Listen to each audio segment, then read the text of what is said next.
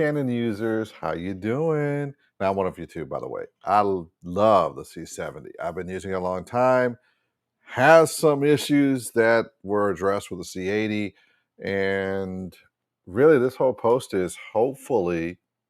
I do mean hopefully. Oh, why is that still on? Sorry. Hopefully, Canon steps it up because they've done a great job in the rentals field when it comes to Canon cameras. And the cinema side of it, they really haven't rocked it out the door. We love our C70s. It's been one of the best tools we've had in our arsenal, along with some of the R series cameras, and of course the Sony cameras, which I exclusively use. But our team uses a combination of cameras from Blackmagic's, Reds, and everything in between.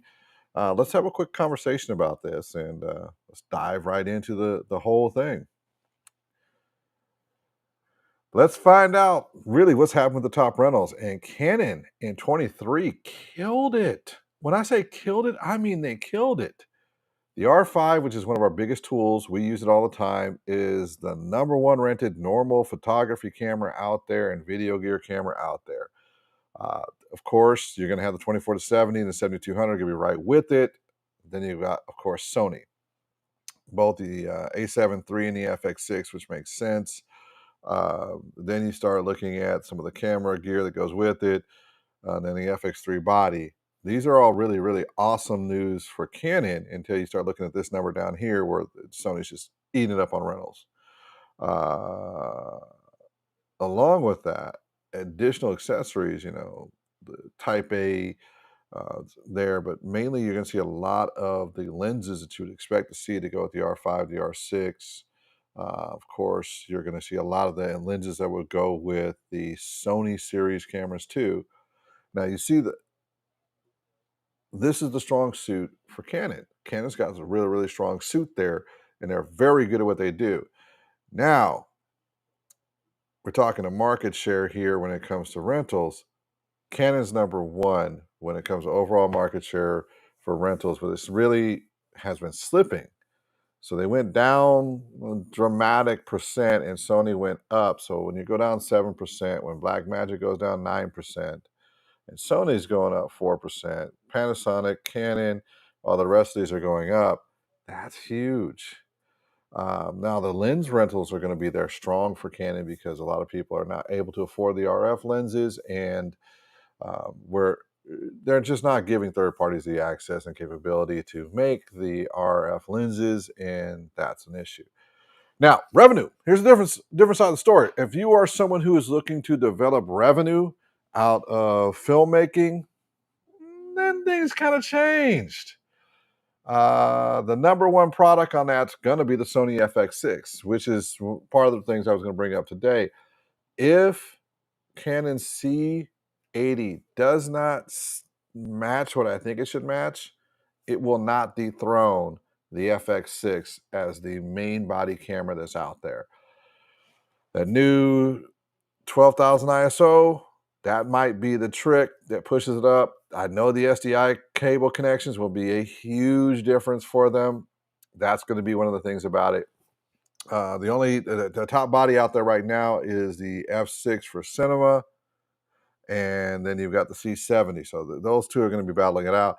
But if you look down this line, it's pretty much Sony for filming. So you got an FX6, then you got a C70, then you got an FX3 full kit, an FX9, then you go to the Komodo, then you go to the R5C, which I think is a great camera. Now, of all the lineup that Canon has, hands down, the C.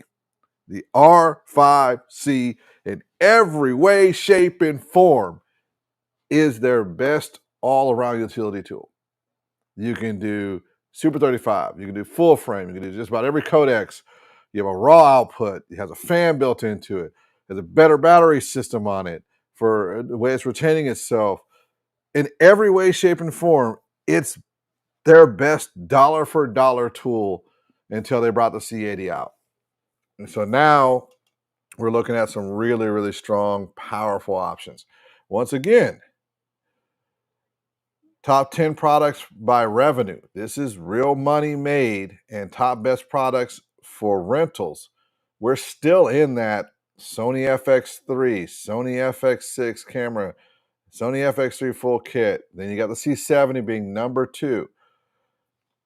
We're really looking at a possibility of Canon being number 1 in that area there. I'm not a Canon user in most cases, but Canon really has dropped a bomb out there. If they can get that done right, if they can put a full cinema package together with that, including a nice monitor and everything else in a cine pack, they're going to take number 1. But I still think Sony is going to be the top 5. So if you're going to have the top 6 total in the group, it's going to be Canon and Sony is going to hold 5 of those spots. Canon's going to hold 1. And it's a shame too, because if anyone were thinking about this, the R5C camera, man,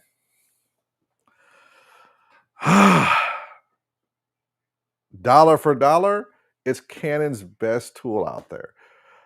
It's just like tonight, I'm using the FX30. If dollar for dollar for what you can produce to the revenue you can get out of it, the FX30 is the best product that Sony has out there right now. Though it's not certified for Netflix, which means you're still going to see the FX3 rentals. But if this ever gets certified for Netflix, game over. That's going to be in that top 5 for rentals because it's just an effective tool. I do have to say that the crop on the almost micro four thirds to 1 inch in between for the RAW sucks, but everything else is just phenomenal on it.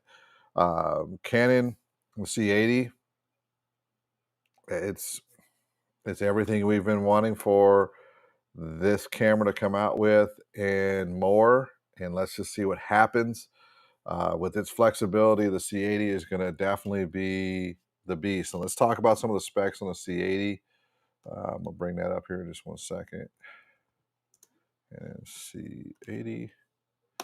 Tolerate what I'm doing now because I'm actually looking up everything for this camera because this is definitely one of the coolest cameras out there. So let me move some stuff around here. And I would love to show you what makes this camera just unbelievable and its capabilities. So I think you'll find that the C80 is just phenomenal. So let's get over here and take a look at the C80 and why I'm praising it as much as I'm a Sony user. First and foremost, 6K full frame. Now, I'm used to having that 6K resolution brought down to a 4K. This can record in 6K or it can do 4K. So that's really, really nice. Triple base ISO, not that impressed. I mean, Canon's always had an 800 to 3200 area. Bringing it to the 1280, that's going to be great. Let's see how it looks. If it looks as good as the Sony one, we're talking great there. Real autofocus. They've needed it. Their autofocus has sucked with the C70. No ifs, ands, or buts. The 12G SDI, let me see if I can find the picture of it. Hold on. That should be it right there. This SDI out, game changer. If you are in this industry, you know this is a game changer. You know how important this is. Matter of fact, hold on. Take a look at the background. I'll be right back. I got something to show you.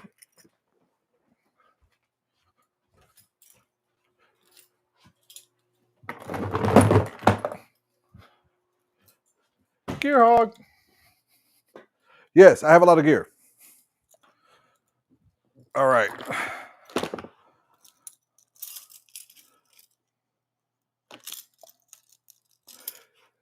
If you don't have cases for your gear, that's a problem. Make sure you have cases with locks. It keeps everything looking good, and your clients love it. All right. I'm back. Why is this SDI so important? It is the future proofing the camera. Now we're at the 10-minute point, so everybody who's watched this, I'm about to get really technical. If you stick around for this part, it will make you money, but the rest, I hope you enjoyed talking about the rentals. So we're going to the next 10 minutes. It's going to be fun. Monitors like this. So this is a Connect system monitor, SDIs. I have two SDI in, two SDI out. I have HDMI in, HDMI out. Hard drive connected. So 2 terabytes means I can record a very, very long time. Records the RAW that comes from the C80 through the SDI, which is beautiful.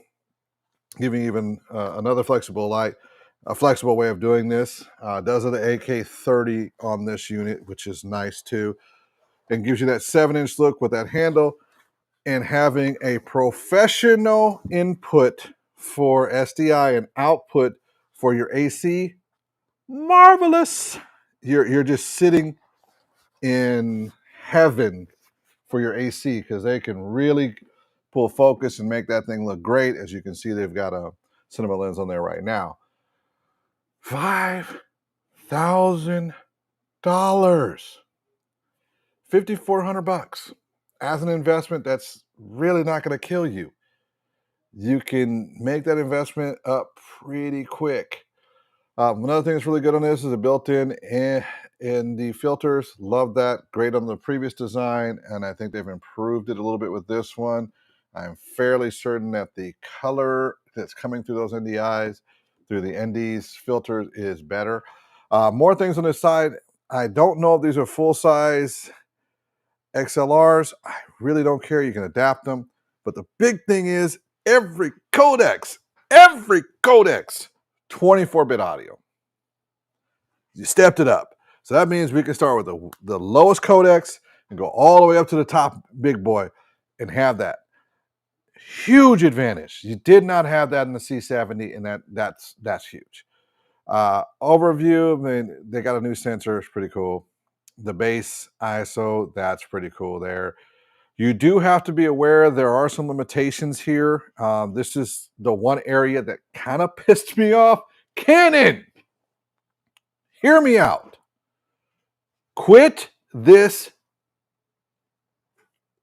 limiting everything you do. I don't understand it. I won't understand it, and I will not excuse it. No matter who you are, what you are, how you are, this type of stuff is stupid. Now let's continue on. Base ISO, the get the triple ISO, you have to use Canon Log 2, Canon Log 3, or RAW shooting. You do not get this full benefit in all formats. This is where Sony will continue to dominate that rental market. They got to fix this. It's annoying. So if you use a Canon BT709 wide dynamic range, PQ, HLG, you will get up to 6400, which is a huge benefit. But if you're using standard BT709, which is gonna be more than half the clients who rent this camera gonna be using, you're only 2500 with a base ISO of 160. So you're not getting the benefit of the wider dynamic range of the 800, the 3200, or the 12800. You're definitely not getting the dynamic range of the 400, the 1600, and 3400, and that sucks. I think it's BS. Frame rates on this is actually a nice improvement. So being able to go long op 265, so this 264, 265. This is awesome. Having the DCI in the 422 and the 420 10-bit, love that. That's at 4096. That's a true 4K, and that is beautiful. Great job, Canon. No more, no less. I have to say that is just beautiful. I do not like the low bit rate when you're doing the high speed at 180. Come on, Canon, you're better than this. You're 10 times better than this. So that is one of the things I do not like. Now, when you're going all intra, this is where Canon does a phenomenal job. They have a little more data coming through, but not by much, but they have a little bit more data coming through than Sony does, which I find to be beautiful. Nice job, Canon. Um, I really like that on the 10-bit all intra. You do have a 600 megabits, and Sony has that too, but you've got that. I like that 300 megabits at 59. It gives you an option to lower it down a little bit. But overall, that's great. But when you get to the proxies, I do not like how that is set up. I do like the dual cards. My only question is, and one of the things I ran into was not being able to have the functionality and control, the full functionality to control the camera when that's open. I'm used to that with Sony and switching stuff out. Hopefully, they fix that. I do like the fact they fixed the autofocus. This is beautiful all the way around. Love it, love it, love it. People detection is great. The SDI is just one of those things that's great. Oh, yeah, it is a mini port. They also have the HDMI out, the headphone jack. I like this USB-C terminal. That is great. This, ooh, the Ethernet terminal is really nice on that. I'm going to really enjoy doing that. This is a beautiful piece right here. If you are into NDI or if you're into the PTZ cameras, the Canon Control app is beautiful, and being able to connect that to these cameras and do looks like autofocus. You'll have autofocus, and you'll have, if they have PZ lenses that are power zoom, you'll be able to go in and out with those. Beautiful, beautiful way of going. I love that. This is going to be great. 10 stops of just straight up 10 stops is awesome. I've been in many situations where 10 stops has been what I needed. I use a 9-stop variable ND filter with my Sonys, and having a 10-stop built in is great. Or, of course, Sony's auto when you're in the FX6 or FX9 series. The handle, great improvement. Anyone who's been playing with that will know that handle is 100% better. The control unit at the top, 100% better. Having these audio controls a little bit more robust looking is phenomenal. Great job, Canon. I'm loving this. This new mount piece right here, everyone needs this. When I say everyone needs this, everyone needs this. I love the fact that you have your control point, you have your small and large screw. If anyone's ever had to mount a camera, you know exactly what I'm talking about. This is phenomenal. I love this new handle. This is the new Smart Shoe. If you don't know, you will know later. That Smart Shoe is just powerful. This PL adapter with the Cook connections. Canon. Love it. That's awesome. This new app, I hope it is as good as it's claiming to be, but if it is with the C80, phenomenal, because Sony's got one right now, and so I can have 4 of these FX30s just around the room and control all of them from an iPad and have it go and stuff. But if this is really that good, once again, that's just going to be great, and I can do it from an iPad. The rest of the technical specs, I mean, you got extended ranges, you got raw intervals, you got 16 stops of dynamic range. I'm going to say 12 and a half to 14 until they prove me wrong. I really love the linear PCM going to 24-bit, 48 kilohertz, 4 channels. That is unbelievably important. Saves you a lot. But other than that, what I'm really saying is, if you really, really, really are into, and I'm going to spend a little time going into this more as they expand a little bit more, the SDI is going to be 12G, 6G, 3G, HD SDI. Way to go, Canon. Love it, love it, love it. Raw output over HDMI. We are talking 60 frames at 6K. For all of us who have these, hold on, here I go again.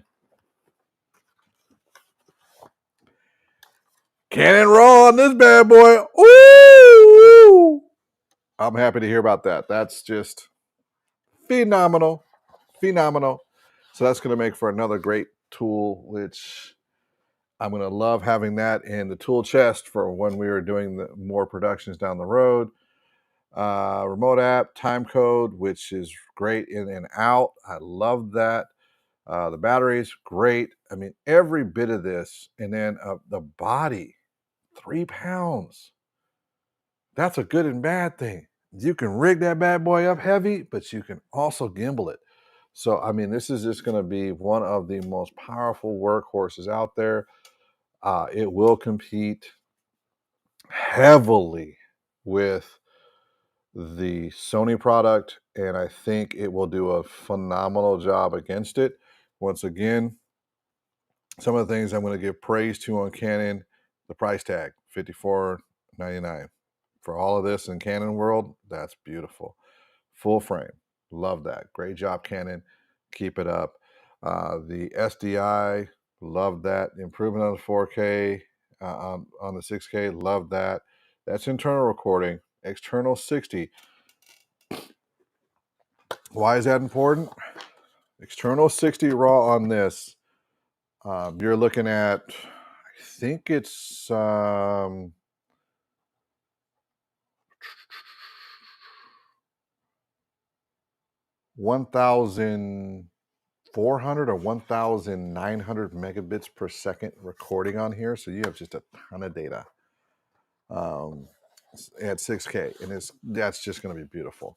I think I saw the update for that on this. I don't know if I've uploaded it yet on this. I've just updated all these to all the new raw formats. That's why I love them, because I can go to any camera and record raw and be ready to rock and roll and put out great product for clients. But this is great. The other thing that sets this apart, and they really are going after the real productions people, Cook. This PL Cook mount, Canon, magnifique. Great job. Um, you listen to a crazy person talking about what I love, which is video productions, and let's call it a night on this. I got to go spend some more money on more gear, so and do more shoots. Let's call it good. Thank you for watching,